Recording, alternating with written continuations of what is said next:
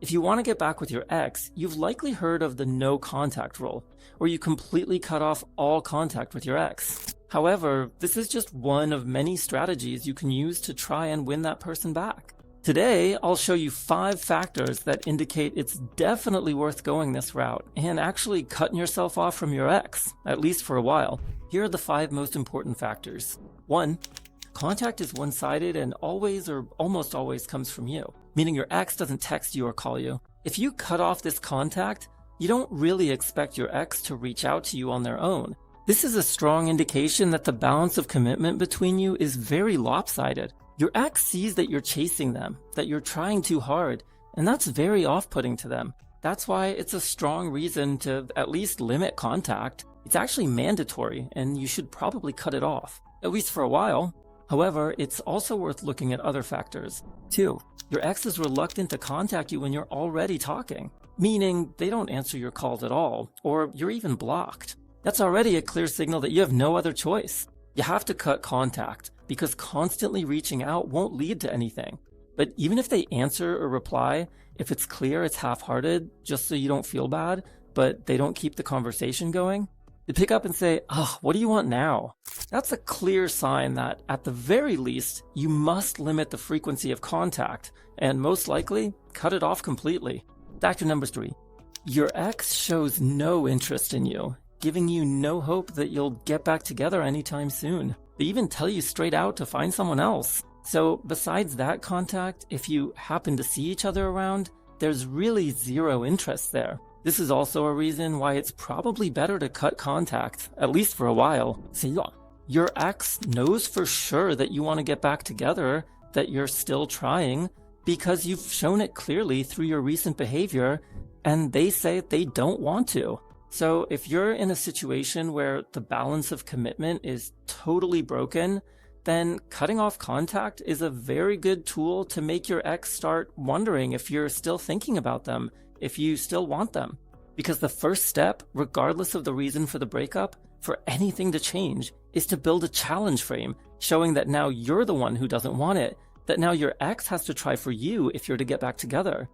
Without this challenge frame, nothing can happen between you when the balance of commitment is so heavily broken. So this factor is also very strong to consider if you're wondering whether to cut contact or not. 5. The last factor is the question of whether there are any matters between you that require contact. Because if there are no such matters, then again, it's a clear sign to completely cut off contact with your ex. However, if you have such matters, for example, you're co-parenting children, still living together or seeing each other at some classes just by chance, or living close to each other, then often in such situations, cutting off contact completely won't even be possible. And even if you've met all 4 previous factors so far, you can't just vanish into thin air, cut yourself off, leave somewhere without a word or anything like that, because that would only worsen your situation, and your ex would see that you actually still care, but out of this helplessness, this suffering, you're just trying to force yourself to forget.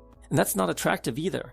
Therefore, in such a situation, if you clearly have some contact with each other, it's definitely better not to cut off that contact so completely, but to start showing less interest in every possible way. So first of all, you stop calling and texting for no reason. You call and text only if you have a really important matter that you need to discuss. For example, who picks up your children and when? But besides that, when you do see each other, you don't show any interest there either, and that will work even more powerfully than a total break in contact.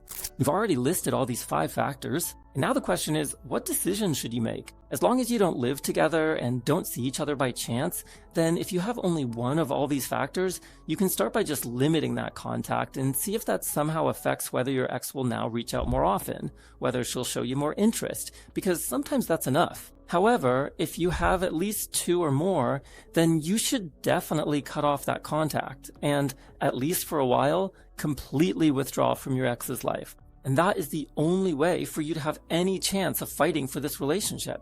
And now I know that the decision to completely cut off contact is an incredibly difficult decision because your brain is in a state of such unhappy infatuation. Meaning, after you broke up, you started to care even more, to the max. Much more even than before the breakup. This is a completely normal mechanism because your ex has become a very big challenge for you. That's exactly how becoming a challenge works. Now you can't think about anything else. Perhaps you can't sleep, you don't have you have no appetite, and so on. These are really strong physical cues, so your brain, your entire dopamine system, pulls you very strongly to reach out, to make contact, but it's a road to nowhere. It's such an animal instinct that is correct if the other person shows you interest.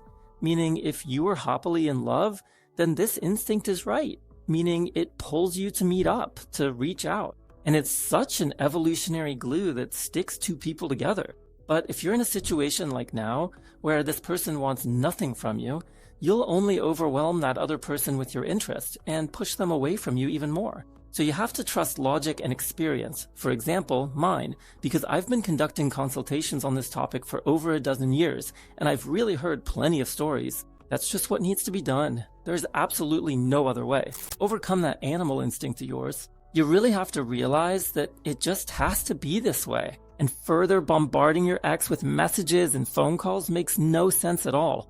Instead, channel the energy you have now into working on yourself. To understand the true reasons for the breakup, to gain the most important relationship skills, to start taking care of your health and your physique, to start learning as much as possible and undergo a real deep personal metamorphosis. And that's exactly what will give you the best chance of actually getting that person back. Especially if you add a whole strategy to it, and our entire Get Your Ex Back in 90 Days program is based on exactly that. We take you into our program, and under the guidance of experts, we teach you all the most important skills.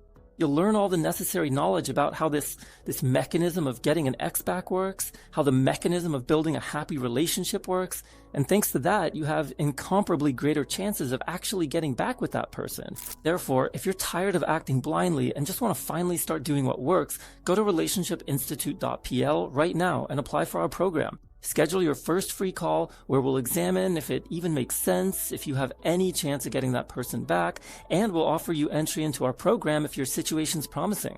And that's all for now. Thanks again. Robert Marshall, relationshipinstitute.pl.